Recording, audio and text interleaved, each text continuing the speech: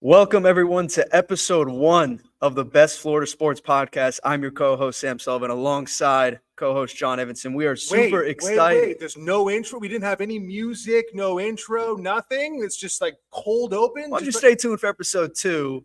We'll insert the intro there. But for now, you spent all your time making this logo, didn't you? Correct, yeah. I mean, it's a good look. Hours and hours. Best Florida Sports Podcast. We didn't have time to make the intro yet, right? So you're going to work on that this next week. Is that what you're saying? That's right. Sam, he's a first-time producer. Sam is. So he's working. We'll work him in. Work him in. Sam actually is the producer of the 11 o'clock newscast every night on CBS 12 News. And he's a big sports fan. We talk sports all the time in the newsroom. And, you know, people heard that. They're like, you got to do a podcast. So this time of the year, we're going to talk a lot about the Miami Dolphins. Mostly, let's be honest, mostly the Miami Dolphins. I'm down there all week. I'm down there Wednesday on game weeks. Every game, you know, we get locker room access, the whole thing. So that's what everybody's talking about these days. Absolutely. And the big talk coming into last week's game against the Jaguars, of course, was Tyreek Hill being detained by officers just hours before the game. Miami Dolphins can never just have a game and a feel-good win. There always has to be some massive 3 hours before kickoff. Everyone's looking forward to the game, and this stuff starts coming down on social media. Ugly stuff, really. Tyreek Hill on the side of the road with handcuffs, and then later revealed by Calais Campbell after the game, one of the nicest guys in the NFL, that he too was handcuffed for pulling over and trying to figure out what was going on. Citations for speeding and no seatbelt, but it's the other part of the story that people are paying attention to. The body cam police footage, Miami-Dade police footage, released on Monday, and that gave a chance for everybody to see what the Dolphins, released a statement calling it overly aggressive. One particular officer has been put on administrative leave. That's it, administrative leave. The legal process continues, but it's all that the players were talking about, quite frankly, in the locker room on Tuesday, if you want to play that reaction. Absolutely. I'd be more shocked and surprised, but I'm not. And I just think that, you know, that's just the society that we live in. It's unfortunate that, you know, this type of thing has to happen to Tyreek. It was unnecessary. Nothing felt like warranted. The reaction, Tyreek specifically, the way that he handled everything, coming into the locker room, going out performing, and then post-game just making sure the story stay positive, trying to find a solution opposed to being a problem or playing a victim. Now, one thing I will say about Tyreek is after the game, he took to the podium. He didn't vent about this at all. I mean, he might have been in a better mood because they came off of a win, but he actually talked about how much he respects police officers, said he wanted to be one himself, and that he really wanted to try to work with the Miami-Dade Police Department and you know, do some good for the community. So a lot went wrong in those minutes there that we saw in the police body camera. Probably should not have escalated to that situation, but again, Cheetah is going to try to make some good out of this, and I think that the Dolphins will probably do the same. Absolutely, and it's really a testament to him that he was still able to perform the way that he did in that game. I mean, that was probably the first thing that came to my mind when I saw the headlines, you know, that he was detained, he was arrested, was that there's no doubt he is going to have a big performance against the Jaguars in any capacity. People started to compare that aspect to like the Scotty Scheffler situation and stuff like that. Scotty Scheffler wasn't taken to that extreme, but he did play well after. And Tyreek Hill, though, I want to get to the Bills. I mean, we're going to get to because this is a big matchup 4 days later. You know, probably one of the biggest games of the year, and you got 4 days to prepare for it.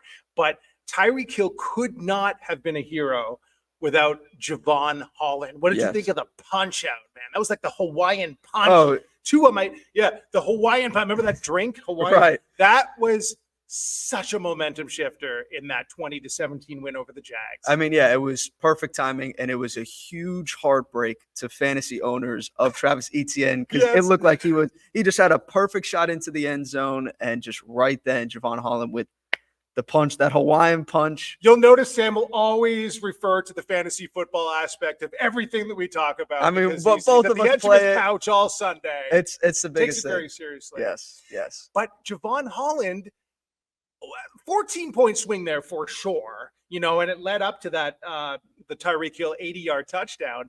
But the thing that, poor Javon, man, like he wasn't named a captain. He wasn't there. He says he wasn't there for a lot of the off season and stuff like that. He's the next guy in line for a contract. Tua got the big contract extension. Tyreek, who's the other one who got it close to it? It was Jalen Ramsey. Mike McDaniel, the next guy in line is Javon Holland. They're probably out of money by now, but he punches that out. He's a gamer, and he still doesn't get the game ball. Did you think he should have gotten McDaniel gave the game ball to everybody instead of? Okay, that's fair. That's fair. What do you think of that? If you weren't going to give it to everybody, it should have at least went to Hill. But then at the same time, Tua had a huge game. I mean, over 300 yards. Javon Holland. So I guess it's fair that everybody got it. Yeah. No, it's not fair. Javon Holland, that was undoubtedly it's a team win. Without that punch, they lose the game. I agree. They lose it. It would have been 24-7.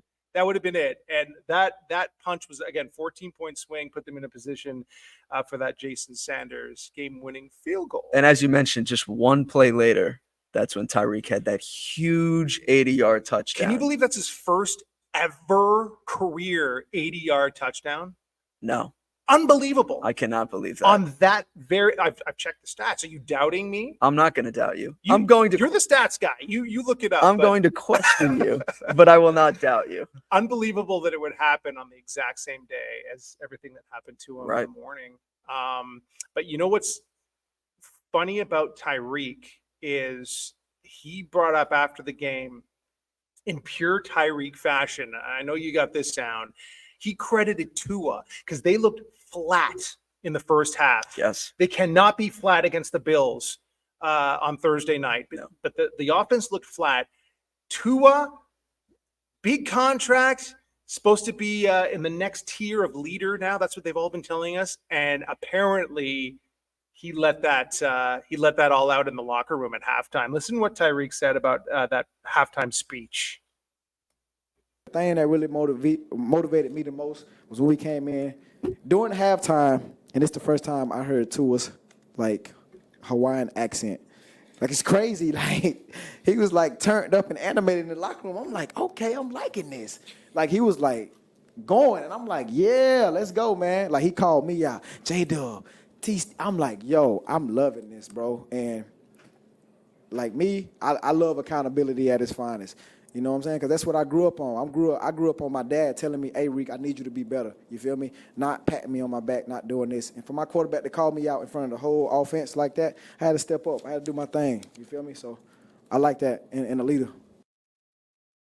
That is like Sam Sullivan and the first commercial break of every 11 p.m. newscast on CBS 12 News. Just kind of reel it all in. Into Jim Grimes and Liz.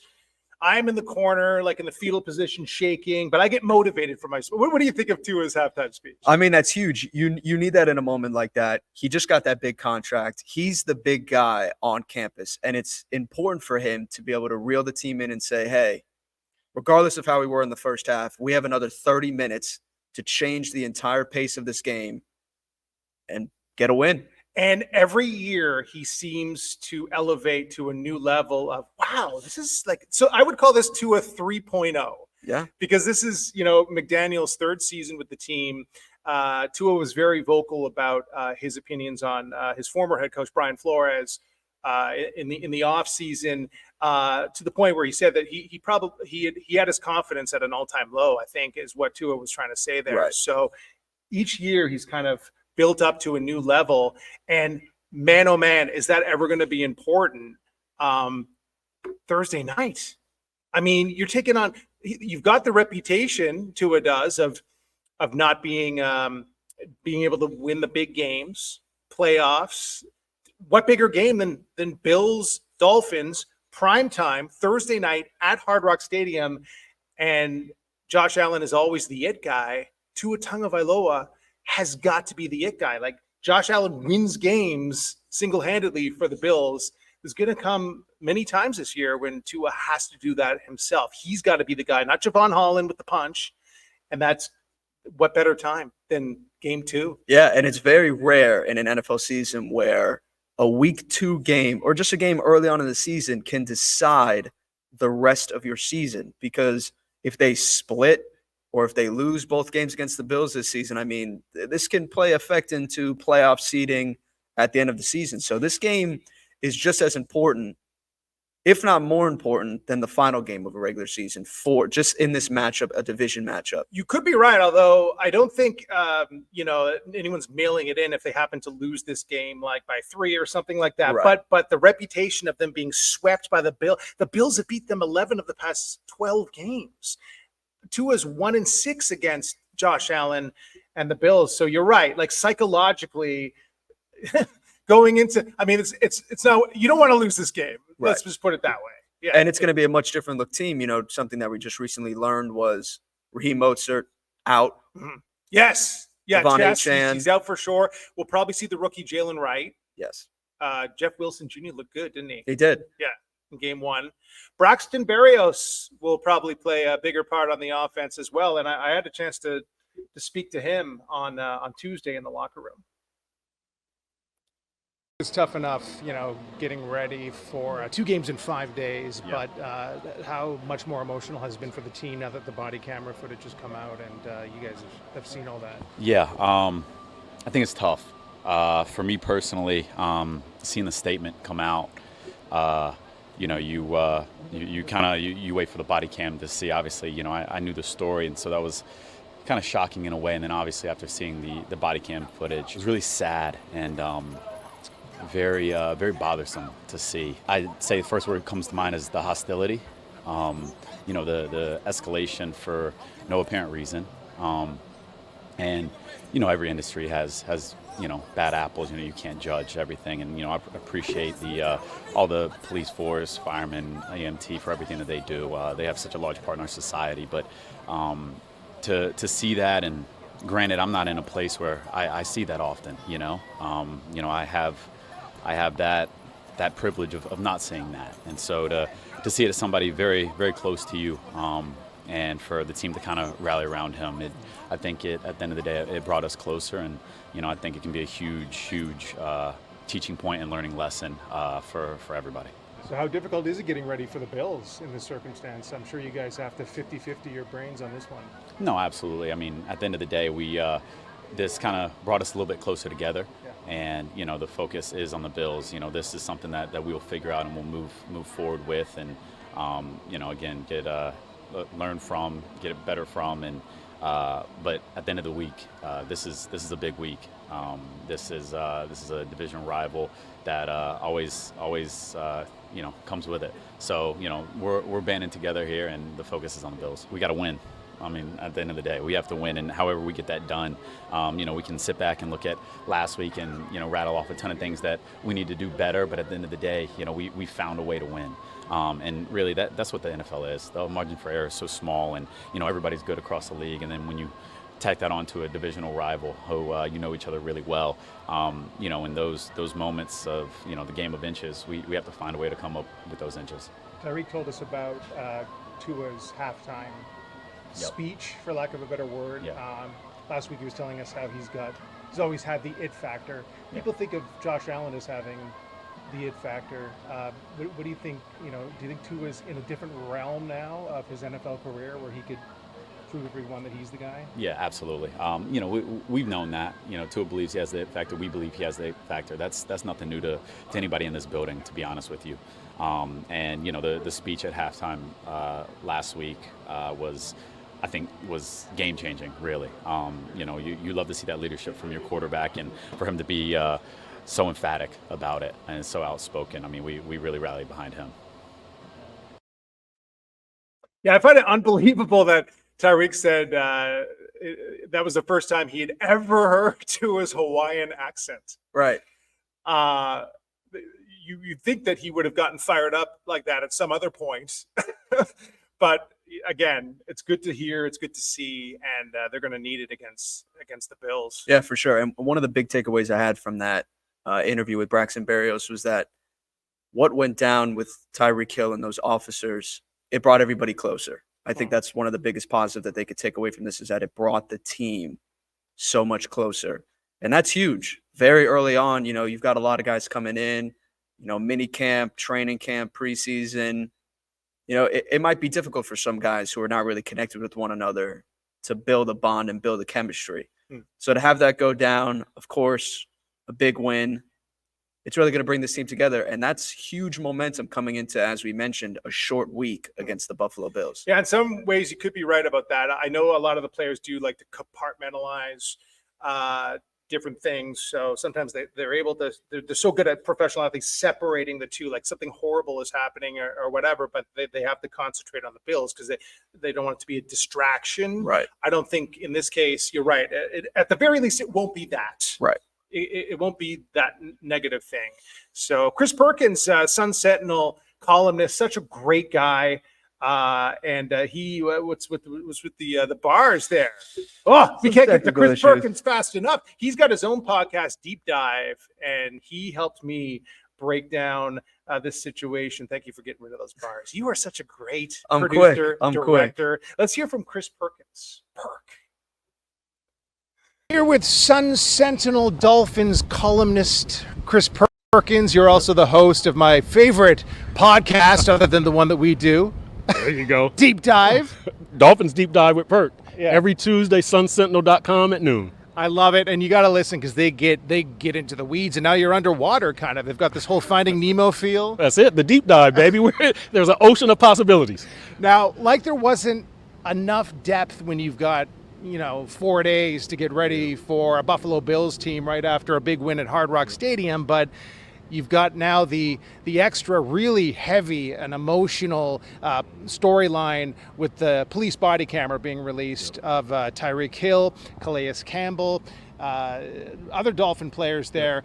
It's all of the players really talked about on Tuesday. Yeah, it's one of those things where it's hard to get away from it. It's hard to focus on football because, as you said, this is such a deep thing. This is involving the police. This is involving race. This is involving just all kinds of political spin-offs. And so it's really tough to separate it and make it just about football. My thought on the whole incident, a little more respect on both sides could have avoided this whole situation. Tyreek, be more respectful. Be more respectful. Police, be more respectful.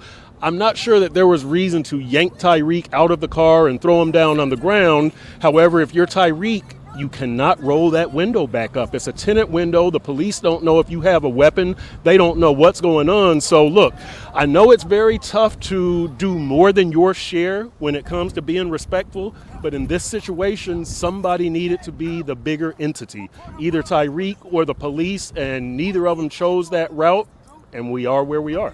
It really did seem completely unnecessary all around, and now the Dolphins have the bangs and bruises that they haven't felt in months and months after game one, and suddenly they've got to play their biggest AFC East rival, the Buffalo Bills. Doesn't seem fair, does it? But it's the reality. And you know what? It's never fair when Josh Allen is facing these guys, right? He's 11-2 against them, and somehow he transforms from Josh Allen to Superman when the Dolphins are on the field. And so, the Bills have beaten the Dolphins 13 of the last 15. It's 4 of 5 in the Mike McDaniel Tua era. Mm-hmm. And so, look, this is one of the biggest games on the schedule, right? It's not just that Buffalo has drummed you. It's not just that they're an AFC East rival. This is a home game also. And the Dolphins are pretty good at home under Mike McDaniel. 7-1 in September overall, 4-0 in home September games under Mike McDaniel.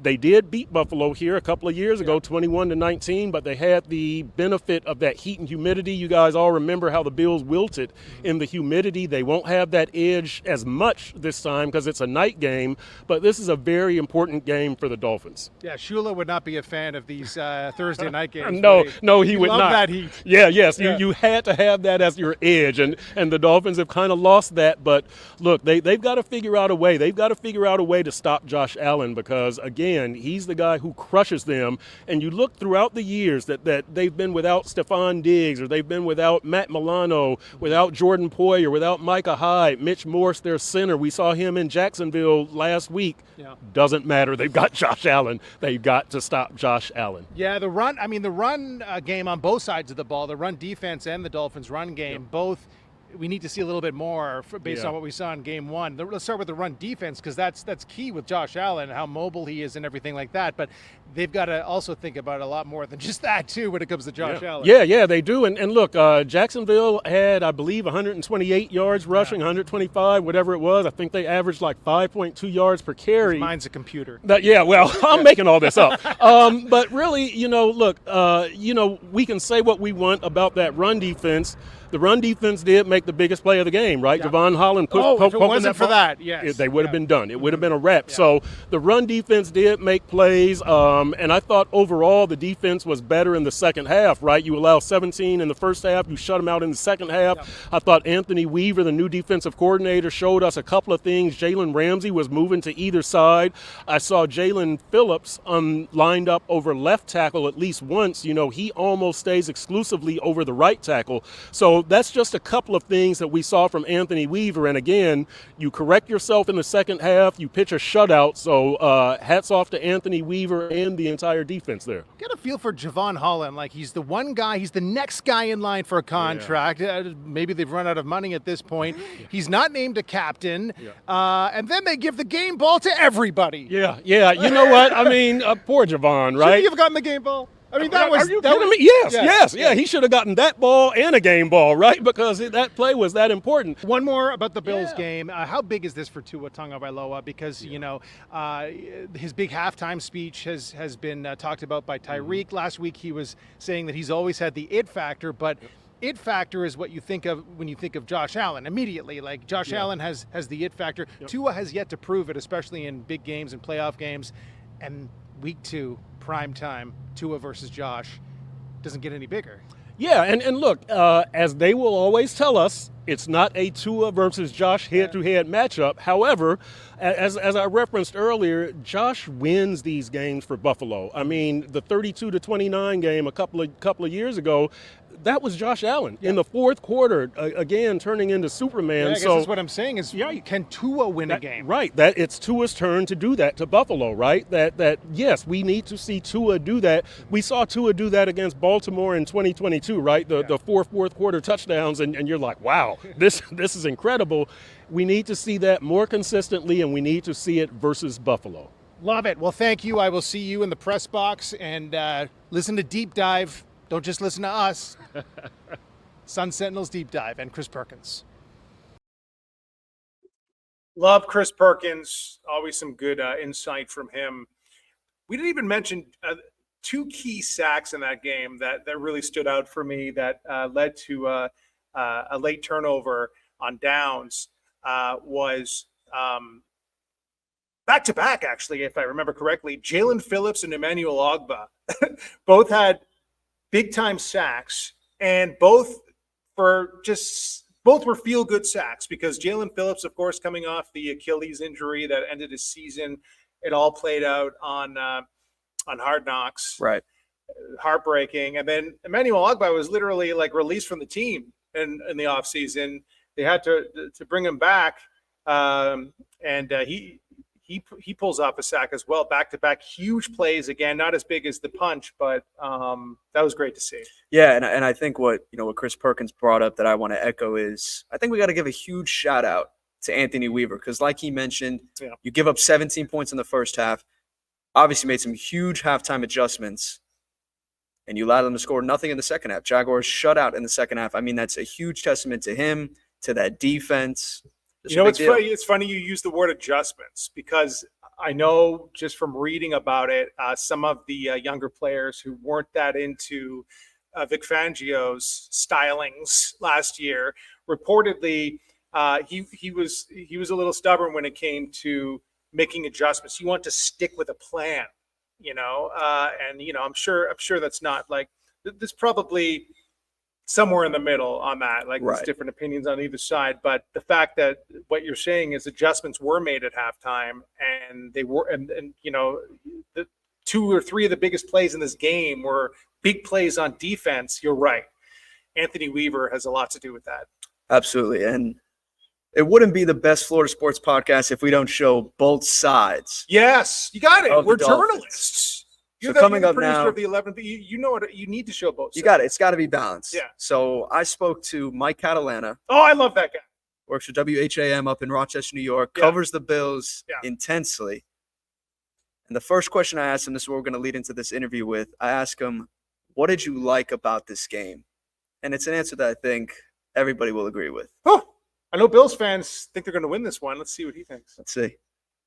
Josh Allen. And Dolphins fans know all about him. It's no matter how this team is playing, when Josh Allen decides to take over, it'll happen. And that's what happened to them in the game against the Cardinals. They were poor at the beginning. The defense was getting pushed around. They were down 17-3. And then Josh Allen went touchdown, touchdown, touchdown to start the second half. And it was great. So he looked good. He had 2 passing touchdowns in that third quarter. How important do you think the third quarter is in any game, regardless if you're up or down? How pivotal is that third quarter? That's a great question. And like every team, they talk about double dipping all the time. Score before the half, score to start the third. The goal, right, is to do that. It's pretty rare when you go touchdown, touchdown. But that's what the Bills did. I mean, you're down 17-3. You're in trouble here. It's just before half. Allen made a big play. They ended up throw to James Cook, and they got the first down, and they go down and they score. So you go into the half 17-10, you get the kickoff to start the third, and you go right down and score again. So, I have people tell me momentum, there's no such thing as momentum. I think that's garbage. If you played sports, anybody's been around, there's times you just feel it. The crowd's back into it. The players feel like it's going to work. And all of a sudden, to your point, that starting drive of the third was great. And they tied the game up. And then from that point, they really dominated the game, only to let it get close at the end. Switch gears real quick to the defense. Greg Rousseau, 3 sacks. You have 4 total sacks for the entire defense. How important was that for not only him, but for the entire defense to kind of have that performance going into the latter half of the game? Yeah, I think he's going to have a big year. And he got 3 sacks yesterday. It's interesting. He got 2, the old-fashioned variety when he hits the quarterback in the pocket. 1 was a strip sack. He got another one where he just chased Kyler Murray out of bounds. And it's an easy thing to say, well, he's a yard short of the line. And he gets credit for a sack. But he chased him all the way across the field. Great hustle. I think they desperately need Rousseau to be that guy. I predicted double-digit sacks for this year, so I was very excited to see him get 3 in the first. But I guarantee you, when McDaniel and the Dolphins are sitting down looking at the game plan, they have to start out thinking about Greg Rousseau and how you at least neutralize him, because he is an impactful player. You lose some pieces on the defense this offseason, of course. Jordan Poyer coming to the Dolphins. Do you think it's going to be that much more important for that defensive line, that interior line, and that, that front 7 to kind of have an impact when you lose those type of pieces on defense? Hey, if your safeties, who are talented players, aren't the guys you trust so much, you got to get more pressure on that D line. It just has to. It puts more pressure on the corners. It puts more pressure on Terrell Bernard and now Dorian Williams at linebacker because Matt Milano was hurt. I think they were great players. I think Poyer's one of the toughest guys to ever play for the Bills. He played through everything. But at a point, they were going to move on. So while it's added pressure, it's also allowed other players to try to step up. Absolutely. And switching back to the offense, Yeah. we only saw the receivers. The high was Keon Coleman, only 51 yards, and he also led in just 4 receptions. Do you think that that's the new look for this team, where it's spread out across the board with receivers and tight ends, not really one guy blowing it up. You know, you lose Diggs, you lose Gabe Davis. Do you think this is what it's going to look like moving forward for this team? Yes. I think there's going to be moments in games where somebody has the big numbers. I think Kincaid is going to be a key guy. I think an underrated guy, and when you're watching the Bills, and maybe he's not a player that people focus on, is Khalil Shakir, is a really steady player, tough. I mean, he ran that one in the end zone when he was being tackled. Keon Coleman didn't look like a rookie, not huge numbers, but I think he's going to be good. It's a different kind of offense. Obviously, it's still Josh Allen based. What do you like, you know, with this Bills team matching up against the Dolphins? Honestly, it sounds simplistic. Josh Allen just has a confidence when he plays against Miami. I mean, going back to even when he was a rookie, he has always played well against them. In terms of matchups, I will say this for Dolphins fans too watching, ton of injuries on that team, guys still coming back. The Bills are banged up. No matter what happens on Thursday night, I think both of these teams will look different when they meet the second time and by the end of the year. Injuries just play a big part, especially early in the year. So I try not to take too much beyond just what happens on Thursday, but I think the Bills in general feel good. What are some of the matchups in this game where you go, all right, you know, the Dolphins are favored on this side, whether it be the run game or the pass game? You know, what do you see where you're like, the Bills are going to have a tough time with this? Yeah, I would say, honestly, you always fear the speed of the Dolphins. And the Bills' strength has always been not let guys get behind you. The difference with Tyreek Hill, and he's in the nightmares of Bills fans, obviously, from back in his Kansas City days, and even he's done it for the Dolphins. It's not necessarily over the top. You see it. It's not necessarily that he runs by everybody and catches the 50-yard bomb. He can catch the ball anywhere on the field. And, you know, you have to be ready for the angles that you need to take to not allow a 15-yard catch to become 65 yards with him. Now, score prediction. This might be a bit of a tough one, you know, without having any bias on your Bills. You know, what do you think this is going to end as in this game? I would say these teams are pretty evenly matched, especially this early in the season. I think there's certainly the point to make because the Dolphins are at home. It's a short week, and the Bills are banged up. If it's a coin flip game with me, I would only go with the Bills because they just have a strong history against the Dolphins. If it is, right now, my initial thought would be Bills by a field goal, but absolutely could go either way. Strong history. That's one way to put it. Yeah, right. Josh Allen puts on that Superman cape. Two of them. He puts on two capes when he plays the Dolphins.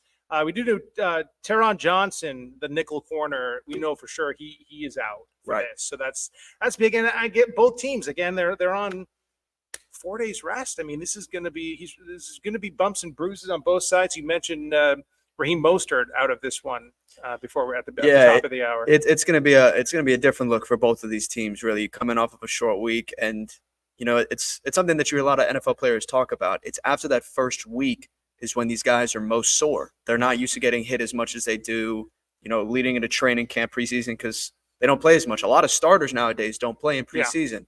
So most players are – it's hard enough those first 3 weeks, 4 weeks, and now you got 2 and 5 days. I mean, it's – Zach Steeler was telling me a little bit about just – you just got to it's just, you know, these are the type of games maybe where you think that that's all going to come into play, but there's so much to get ready for, and the adrenaline is going so much that these are the games where some of these guys play at their best too sometimes. Yeah, and I think in this game in particular, special teams is going to be a very important part of this game. You know, we mentioned both sides being, you know, injured, dealing with injuries.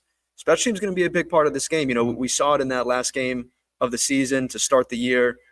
The Bills got that punt return, and that's kind of what got them to beat the Dolphins at the end of the year. So it's going to play a big factor into this one. I have a prediction. A big play from Kaiir Elam, local guy, played for Benjamin, injury riddled last year, had that massive pick six, I believe it was, in the playoffs when he finally got back into action. We watched him play at Benjamin High School, 3 years with the Florida Gators. Max Shetman, who is in the in the shadows back there Somewhere back there. He sat down with his dad, Abe Elam, who we know very well around here, to talk about his son Kyer coming back to South Florida to play for the Bills. The show now, a good friend of mine, NFL veteran, kind of the king of Riviera Beach, my man Abe Elam joining the show. I appreciate you taking a couple minutes. No problem, Max. Anything for you, boss. Obviously, it's week 2 of the NFL, kicking off Thursday. It's a big game, obviously, divisional rivals. The real reason, though, it's a big game. It's a big game in the Elam household. Kyer making another return to South Florida. What's that like for you when you know he's going to be making another trip back home? It's a good feeling, family, friends from close that aren't able to travel, get a chance to watch him firsthand. I know growing up, for him, being able to watch the Dolphins play and playing in that stadium is always a good thing. I just know we live in my time, it was always fun coming home to play in front of friends and family. It's kind of crazy because, growing up, rooting as a Dolphins fan, Kyer now plays for the opposing team. I guess what's kind of the balance of like that for you? Well, we're a football family, so, having the opportunity to play this game that we love and getting a chance to do it at a high level and getting the support from people that have been behind you since, your initial stages of inventory of this game is always a great feeling, you basically rewarding them for supporting you and helping you grow. When the schedule came out, when did you know right away that when he was coming back down? Oh, that was one of the first games we circled, especially on a Thursday night prime time. So hopefully he'll be able to get an opportunity to show the world what he can do.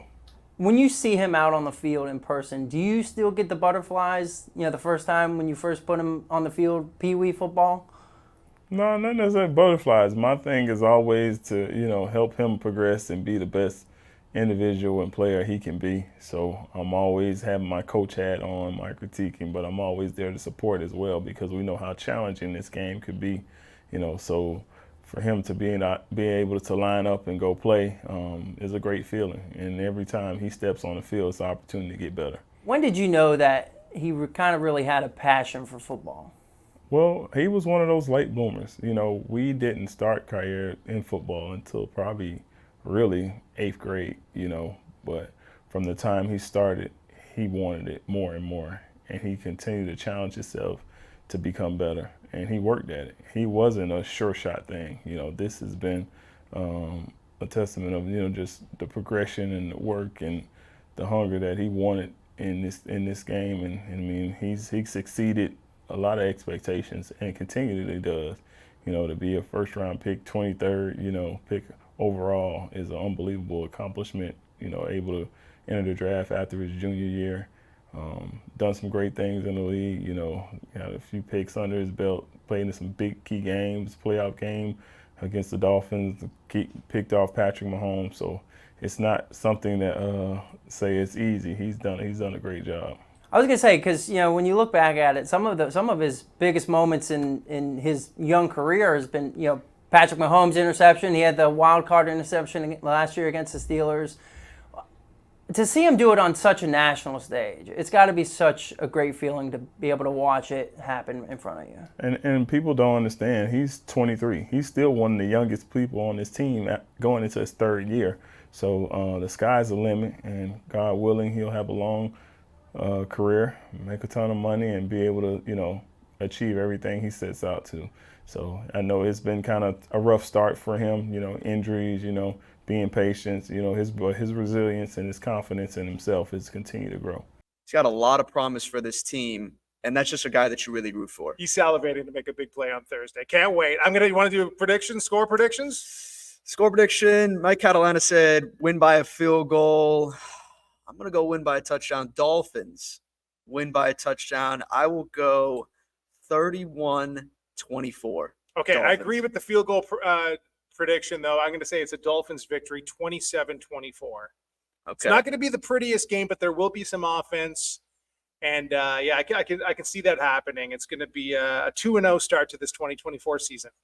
I agree. Well, we want to thank you guys for tuning in to episode 1 of the Best Florida Sports Podcast. I'm Sam Sullivan, alongside John Evenson. Stay tuned next week for an actual intro with music. We will have an intro put in. Thank you, guys.